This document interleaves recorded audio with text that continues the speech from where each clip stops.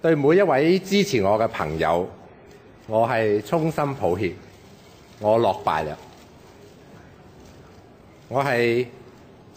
祝賀梁振英先生當選。我寄語梁振英先生喺未來嗰5年要用心執政，維護一國兩制、高度自治，多聽民意，公平照顧每一位市民，尊重我哋香港多元包容嘅文化，令到香港係走向良政善治嘅社會，繼續為國家發揮香港獨特嘅優勢。我特別要多謝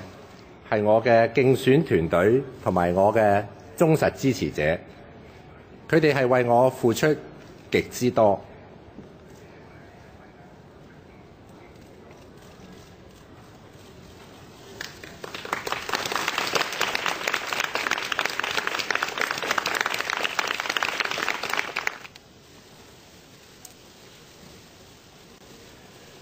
我對 Henry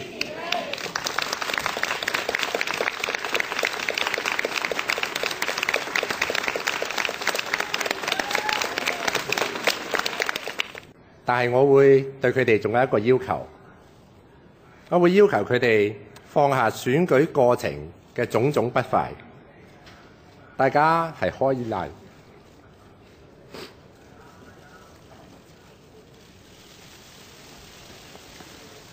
大家係可以難過，但係不必悲傷。繼續要知道，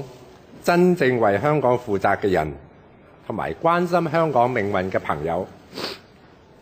亦都係為香港着想同埋努力嘅。